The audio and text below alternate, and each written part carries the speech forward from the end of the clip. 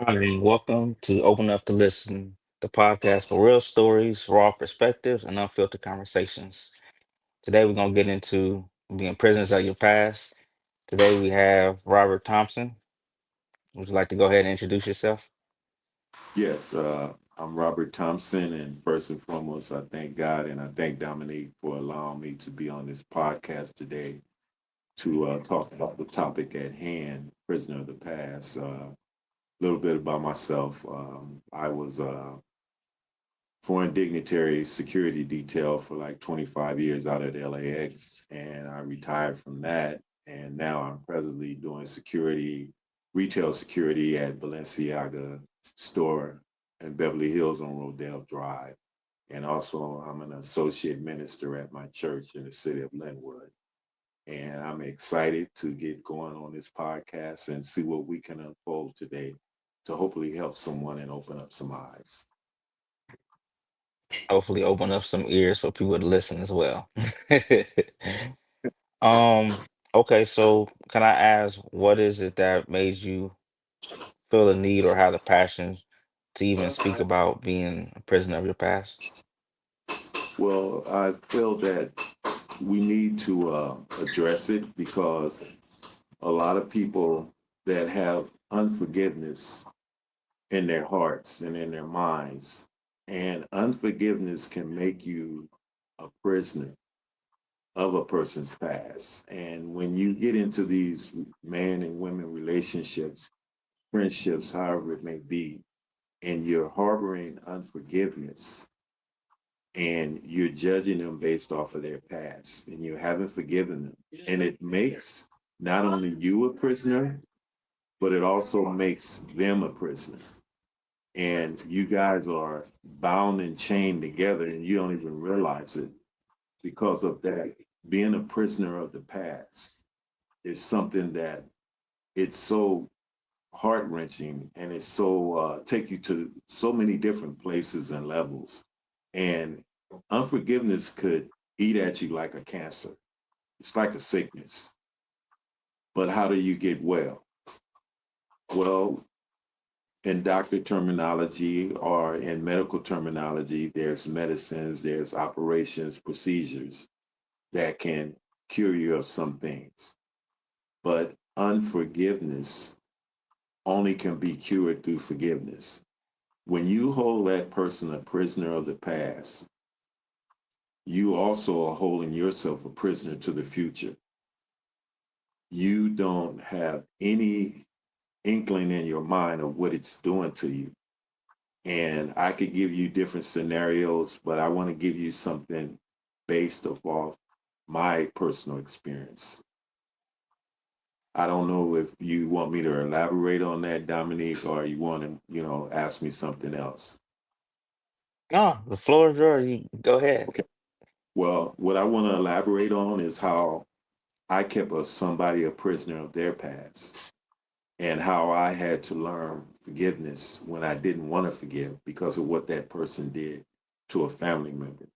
Case in point, I have five sisters, and I'm the youngest and only brother of six siblings. I'm the youngest, I'm the only brother. So, my third oldest sister,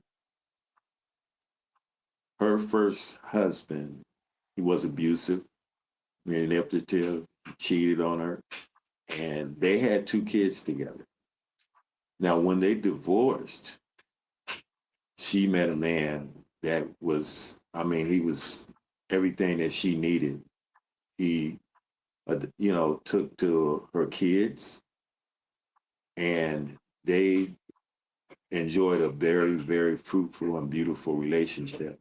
So 2 weeks before they were to get married, 2 weeks, one morning, my future brother-in-law, he got up to go jogging, and the ex-brother-in-law, or my sister's ex-husband, he broke in the house to shoot and kill her fiance. Since the fiance wasn't there, he shot my sister with a shotgun. He shot her right foot off, which she has a prosthetic foot now. He shot her in the leg, and he was getting ready to shoot her in the face, and she threw up her hands and these two fingers right here are sewn together because she was trying to deflect from it hitting in her face. And when she was in the hospital, she told me to pray for her. And while I was praying for her, there was a young lady that had been in a very damaging car accident, horrific. And she started coding, and then all these nurses ran in, doctors, and they told me get out. And my sister was holding my hand. She got nervous. Now, mind you, I'm praying for her, and so I had to leave.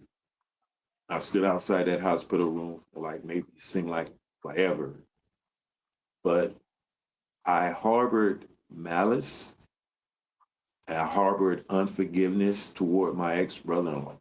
And he did 5 years in prison for attempted murder. 5 years, mind you. Each day, I would ask God to please don't let our paths cross. Don't let our paths cross. Why? Because I wanted to not only hurt him, but kill him. Unforgiveness. But let me show you how God turned it around. All this time it had been eaten. People say, you're not even yourself anymore. What's going on? This is the vengeance that I had toward my ex brother in law that tried to kill my sister. I wanted to do him not only bodily harm, but I wanted to kill him for what he did, not knowing how that would ruin my life or my family's life. But what was big and crucial to me is that I was shown that I had to forgive. And God used multiple people in my life to show me how I had to forgive him. My sister and my ex brother in law that tried to shoot my sister, they had a boy and a girl. My nephew grew up at the point he was 18, and my niece, she was like 20. He was in and out of gangs. We tried to get him in and out of gangs, and then he had somewhat straightened up because another brother-in-law of mine got him a job working at Huntington State Beach. But going back to old form, he started hanging around his old gang banging buddies. They got him into it, back in the gang. And he's sitting out in front of a market over in the city of Linwood, where I live at now. He's sitting at in front of a market with his gang banging friends. So a rival gang right up on him, starts shooting. He gets shot in the back of a head. Gets shot in the back of a head with a 45. He's now rushed to St. Francis Hospital down the street from me, where my youngest sister was a nurse for 45 years. So someone tells her that your nephew just came in and his friend was holding the back of his head with his brains literally hanging out. Well, long story short, my sister didn't want to see her son suffer. Um, she signed the paper. He was on life support. She signed the paper to pull the plug on the life support. Very hard decision for anybody, especially a mother. But she said she didn't want to see him in that state. She kissed him, told him she loved him. She pulled the plug.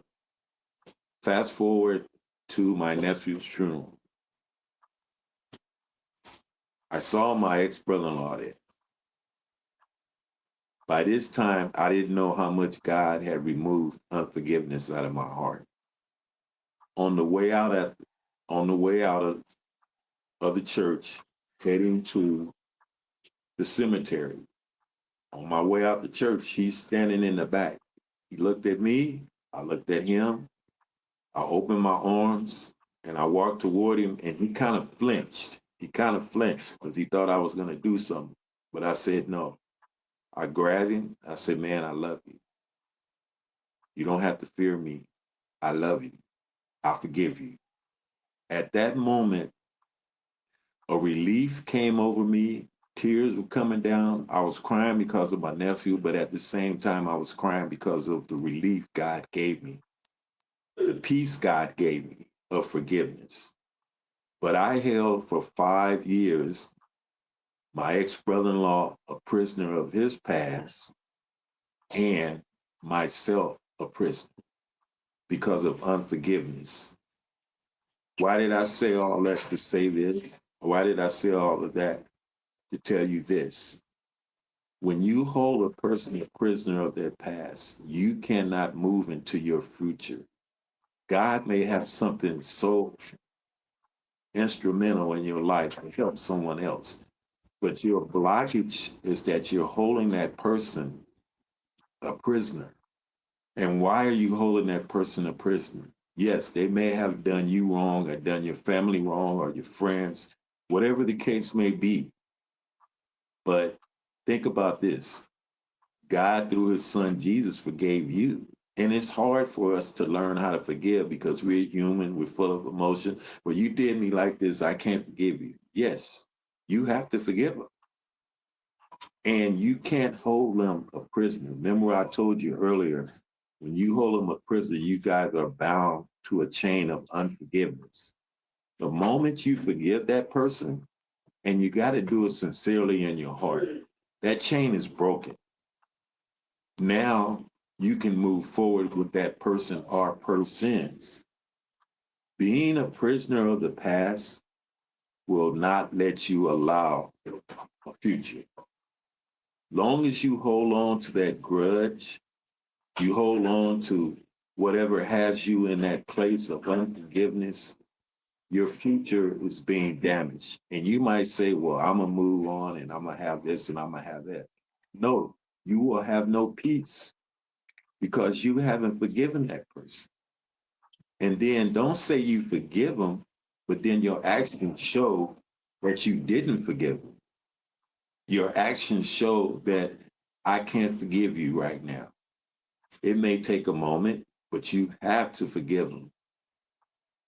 What I'm saying is, people, listen. Don't harbor unforgiveness. When someone does something wrong to you, you forgive them. Don't hold them a prisoner. It's just like being locked up in a jail cell. You're there for 20, 30, 40 years because of a crime you committed. But while you're in that jail cell, what are you harboring? Did you learn your lesson from what happened? The wrong that you did to someone or some people? Did you find comfort and peace within yourself? If you do not learn how to forgive, it's going to be like a cancer. It's going to eat away at you. You're going to have some sleepless nights, and you might think your life is going to be all right because you still harbor that feeling toward them. But my advice to you is to please, please find your peace. Find that medium where you don't have to sit there and, well, let me think about it for a moment. And years go by, 5 years, 10 years, and you still haven't forgiven that person, that family member that you said did you wrong. You meet up at a family function, whether it be a family reunion or funerals. A lot of times that's where we see family we ain't seen in years. And why would it take a funeral for us to get back together? Don't harbor unforgiveness in your life. It will destroy you. Believe me, I know. Don't allow the prison to hold you. It's just like men, women in prison, young boys, juveniles. You could be in prison, but your mind does not have to be in prison. It could be Mm. somewhere else. It could be helping somebody else. And God may have put you in somebody's life to help them, that very person that you didn't forgive. But when you don't forgive, when you don't say, I forgive you, or you don't say, I'm sorry, please forgive me, how do you expect to move on in life? How do you expect to enjoy the fruits of whatever God is blessing you with? Listen, Jesus And I'm saying it biblically. I have to bring it biblically, being who I am. Jesus paid a heavy price for you and I when we should have took that beating. We should have took that whipping. We should have been nailed to that cross. Yeah. But he had to do that to reconcile us back to the Father. Fast forward to today. What are you willing to give up to forgive that person? Are you willing to give up the hate, the malice? Are you willing to give up, I got to get back at him, the revenge? Revenge will hurt you too. When you do me like this, I'm going to get my revenge. But why do you want revenge when you can say, I forgive you and move on? It's a cleaner slate. It's a cleaner slate. You can sleep at night. And some people might not sleep at night because they're thinking in their mind, well, how do I get back at this person? That boss on your job that's treating you till you ready to blow up. Step back and look at ways that you can go and talk to him, even if they don't want to hear it. You don't come that close to losing your job because you about to blow up your top. Anger, resentment, all of that will keep you a prisoner. All of that will keep that person a prisoner. In a relationship, you come into a new relationship and that person has deep wounds, deep scars. And whatever the other person did to them, they bring it to you. And you sit there and you wonder like, why is this happening? What did I do? I've treated you with nothing but love, kindness, compassion. I got your back, your sides. I got all of you because I've given you my heart. But then you're judging me and putting me in a box with your ex. Why does it have to be that way? Why can't the woman or the man see you for you in a relationship, holding you a prisoner of their past? That's not a healthy, never will be a healthy relationship. Why? Because as long as that person keeps you a prisoner of the past, keeps dwelling what happened to them in the past, and you might do something, and they think, well, oh, that's what she did. That's what he did. But you're not that person. You're not that person. Everybody deserves a chance. But when you keep a person a prisoner of their past, there is no chance. You're not giving them a clean slate. You go to the next one, Dominique. Okay. About what you was talking about. How is it that a person can learn to forgive? How can a person stop holding a person a prisoner of their past and genuinely be able to forgive the person, rather it's in a relationship where someone cheated, rather it's a past with family member based off things that's happened. How can they come to be forgivable? And how can a person forgive them? Because a lot of people will say, "Oh, I forgive them, but I won't forget," which understand, no, you're not going to forget, but it's not genuine when they forgive you because there's always being brought in your face. So when it comes to being a prisoner in your past in a relationship, things that continue to get brought up or thrown in your face when that wasn't that's not who the person is today. Like you said, the reference to people who are go in jail and do time. They do their time and they come out, but everyone still looks at them as that person that they were before when they could have fully transformed. And that goes with, whether it's male, female in relationships, parents, family members, friends. You can't hold them for whatever they did then, especially when years go by, because they could be completely different from learning from whatever situation that they were in prior to you or after you. So how would they be able to forgive genuinely and be able to move on? What would you say to that? Okay. Well, first, two things got to happen. And I always ask people this. In that moment, when you're thinking about, when you're thinking, and you have to think, where is your heart? Is your heart in a forgiving mode, or is your heart in a revengeful mode?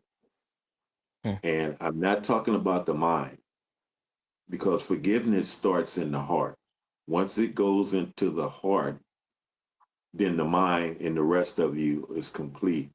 But a person first had to examine their heart and ask themselves, am I willing to forgive them?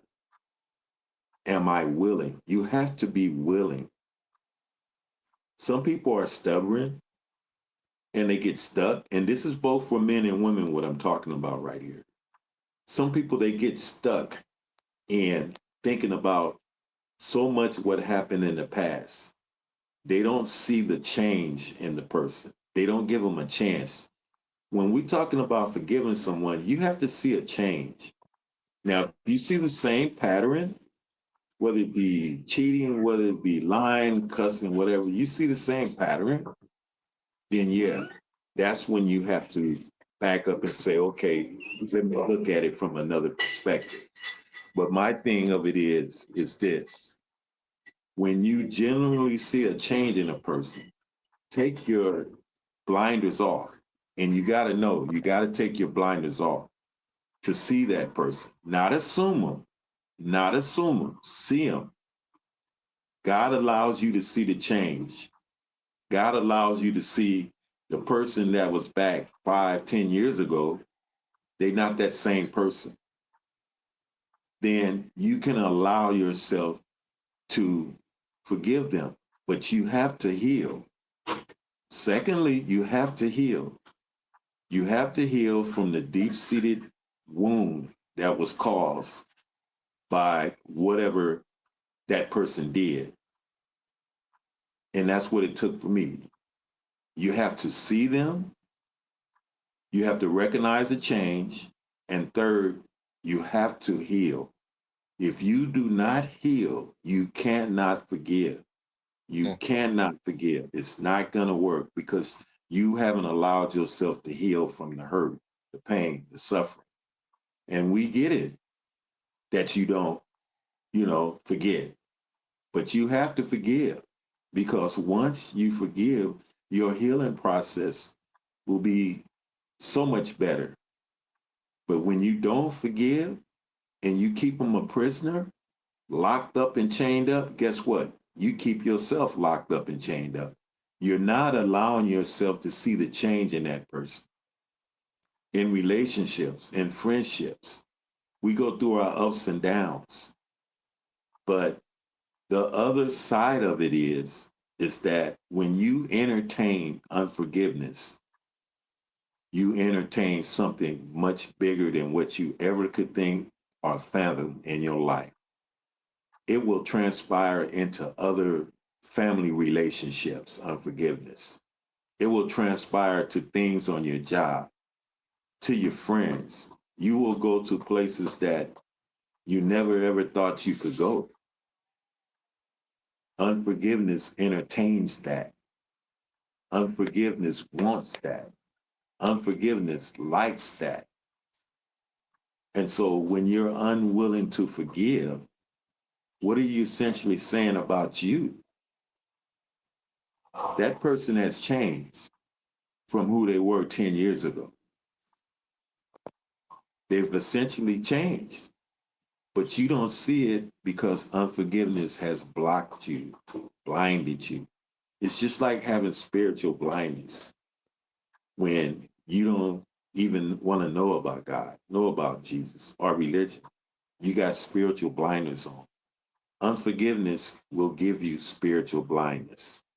Unforgiveness will give you physical blindness to the point where you can't even see straight anymore, think straight because you're harboring so much malice and envy and strife against that person or persons that you don't want to forgive. You have to forgive. And where the forgiving starts is that you have to do it in your heart. If your heart is not right, You better take a moment and get it right because this is not a plaything. This could be life or death in a relationship, in a friendship, in a workplace. It could be life or death, but you have to start in your heart. And it's not easy. Lord knows it's not easy, but you can do it if each day you say in your heart, I forgive you. I forgive you. You have to say that over and over. And then once you forgive that person, don't hold them and throw up in their face, well, I remember when you did this, because you get into an argument in a relationship. Well, I remember when you did this. I remember when you did that. That means you didn't forgive them. You didn't forgive them. You pretended to forgive them. But the moment you start bringing up their past, you're still bound and holding them prisoner of their past. You haven't seen the change. You haven't seen the good. You haven't seen the 360 that God did in their lives. Why? Because you're not willing to forgive. You can go ahead, Dominique. Okay, that was that was good. When it comes to kind of go on another topic. When it Okay. comes to mentoring young men, what Mm-hmm. would you say is the catalyst of learning and becoming a man for people who are maybe younger, maybe in their younger 20s, mid 20s, and coming up? Because I know for me, it's no manual, but at the same time, it's a journey, and it's almost like each chapter of your life is something different. And I Mm-hmm. think that it's really big 'cause I know a lot of, guys for the most part won't talk about it unless they have, Right, whether it's a spiritual mentor, some type of mentor to be able to help guide them through the way if they don't have their father there or they choose not to say anything in general. right. Well, first of all, you have to get around somebody that's been through life experiences, whether it be spiritual or, within, the world. And you have to get around somebody that's level headed, somebody that's going to give you sound advice. And for me, I always hung around guys that were older than me. I rarely hang around guys my age, especially when I got to be like 14 or 15. I'm hanging around guys 18, 19, 20, 21. And a lot of them were athletes. Some of them were, uh, not so much in gangs, but they would do crazy off the grid stuff. But I got with guys that when I started playing basketball, I got with guys that were men and they were great mentors. I had my dad, I had my uncles. But what I'm saying to somebody that don't have that, get around somebody that you can trust, that will show you how to be a man and listen to them. You have to listen. And it took me a long time to understand that. And it's two things here. You have to listen and you have to have patience. And Lord knows my mentors, they had patience with me because I was doing some dumb stuff. But only a man could teach a boy how to be a man. Only a man. A woman can't do it. Just like we can't teach a woman, a young lady how to be a woman. But what I would say as far as mentorship, it takes a lot.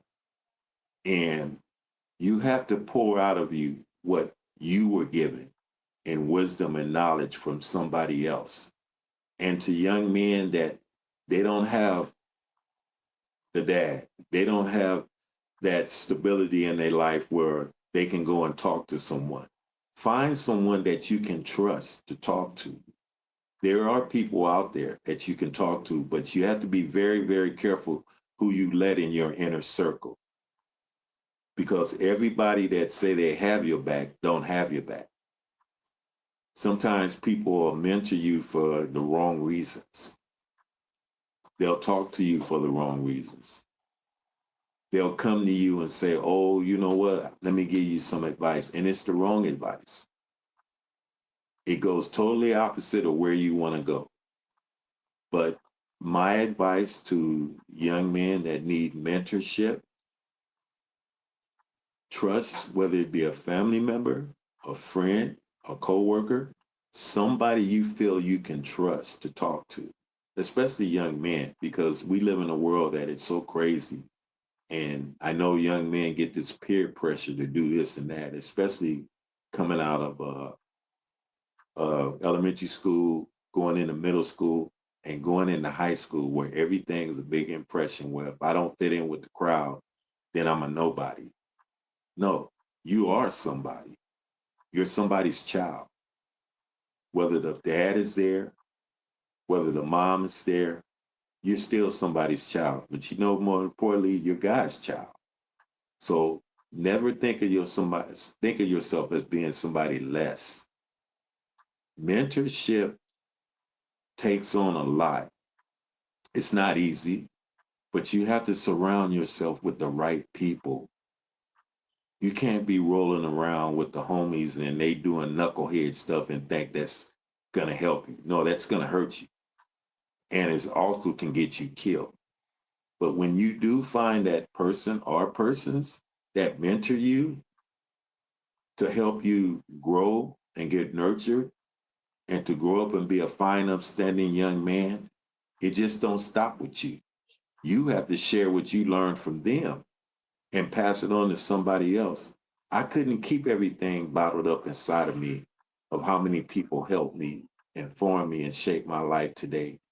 Did I think I would be a minister in a church at this time and age? No.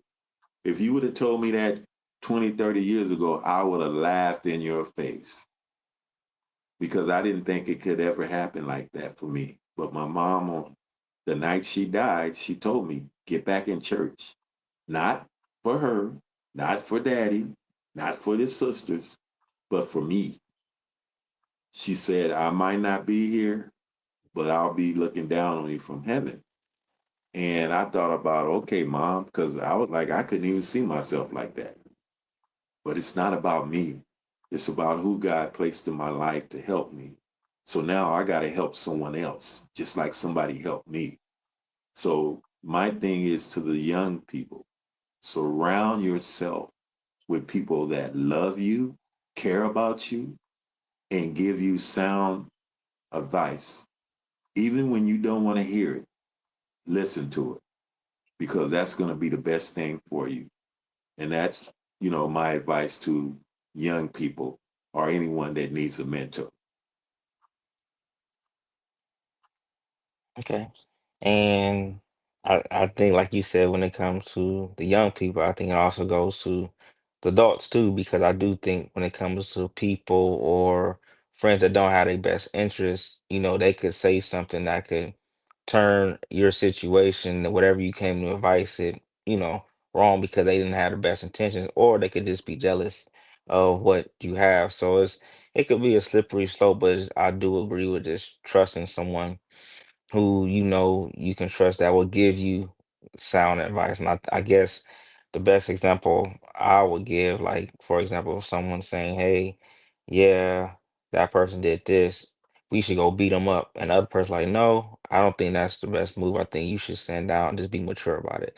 That will be the difference between the friends of someone who wants this that can lead down another path to someone who's wise, who care about you, that don't want you to go about another path. This is an example as far as the different friends that we may have that will, think like that. No, absolutely. I agree with what you said 1,000%. It makes sense. You have a choice.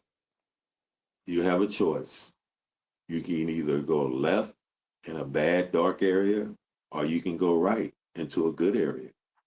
And yes, there's peer pressure out there. And like you just said, even for older adults, there's peer pressure, not only just for young people, but for older people.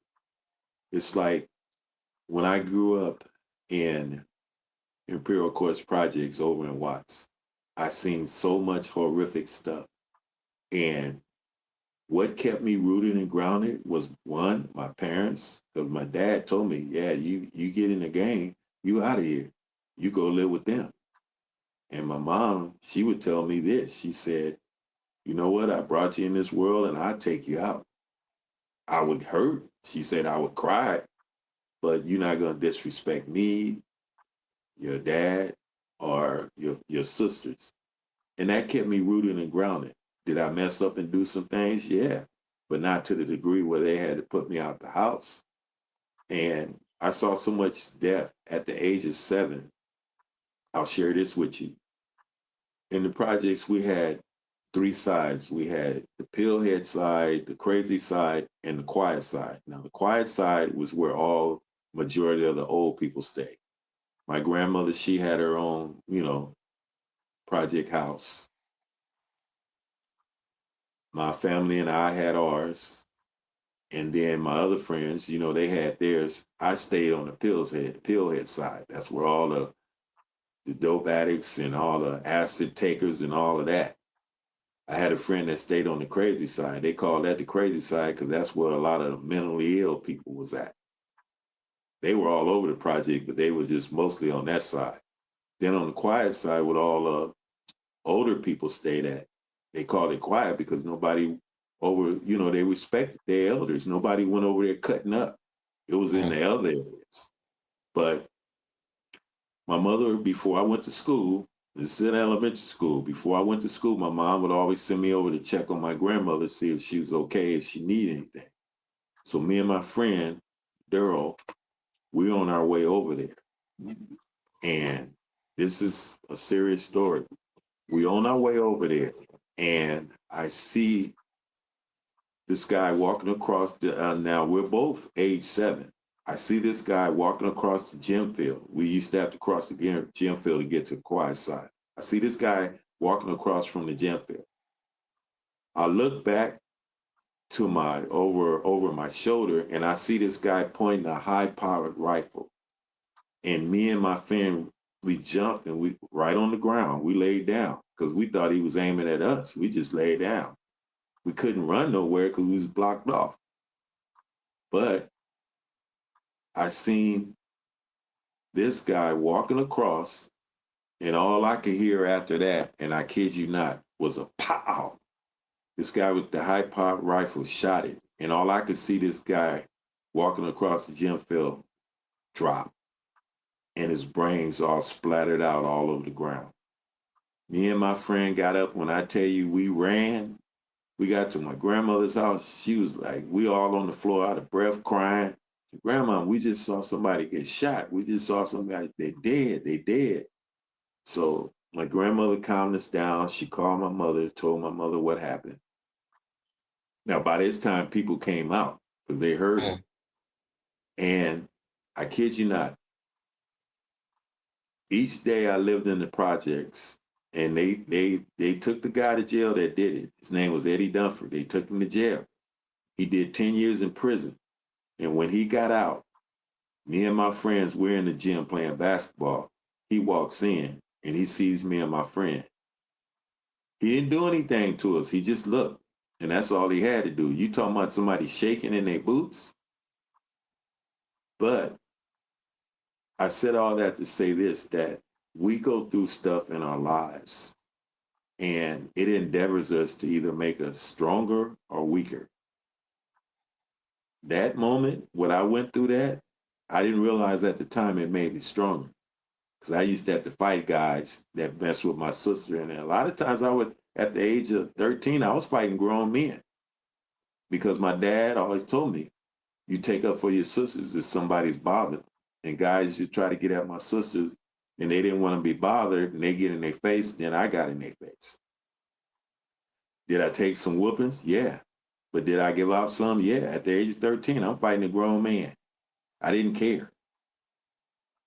But I said all that to say this, that we live in a society today where there's so much unforgiveness from the White House to the outhouse.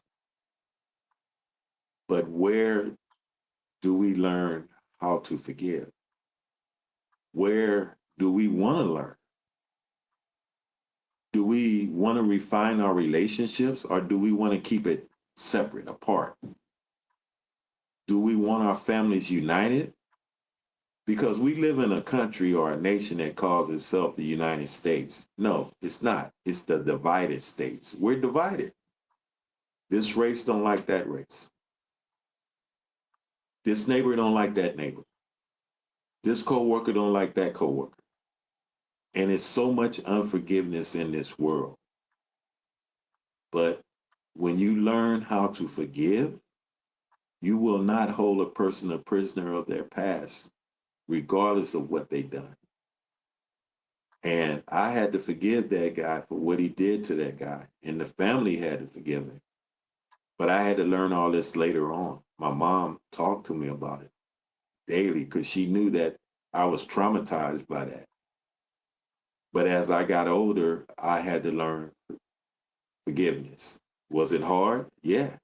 I told you the story about my sister, even going into adulthood. It was hard, but I had to learn how to do it. That's I think it's big when it comes to forgiveness. I think it's big for the person who is um who is pretty much coming after. So the forgiver and the person that's trying to be pretty much be forgiven.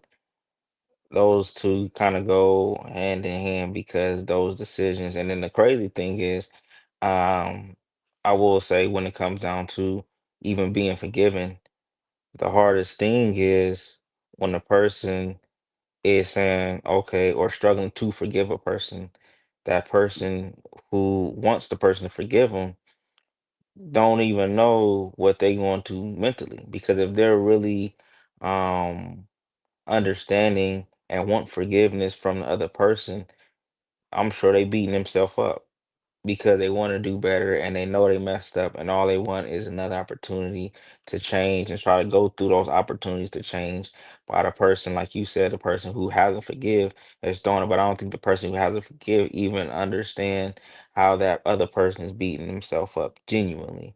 I'm not saying, because there's some people that won't care, that just want to kind of manipulate, but for those people who are, want to be forgiven and are really serious about what they did and want to make a change, it could hinder even being forgiven. So forgiveness is huge. Forgiveness is huge.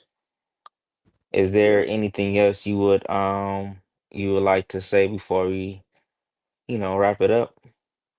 Any Yeah. advice or any last words? Yeah. I would like to say two things. First, get rid of your hate. Second, get rid of your anger.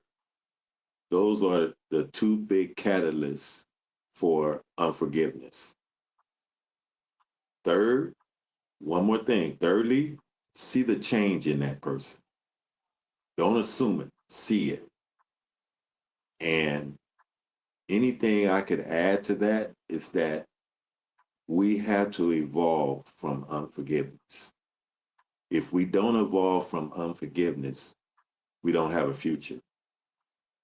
We don't have a future in learning how to forgive. We don't have a future in moving forward in future endeavors. We could be successful in this, successful in that, but what do we still have in our heart? Unforgiveness. And hate and anger fuels unforgiveness. Stop assuming someone. See someone. See the change that God has put in them. But you have to start with forgiveness in order to see them. And that's my take on it. Nice. That's perfect. And that's a wrap on opening up to listen. Whether you agree, disagree, got a hot take, drop it in the comments. Staying open isn't just a vibe, it changes perspectives. So be real, stay open, stay blessed, and we will see you soon on the next episode of Open Up to Listen. All right.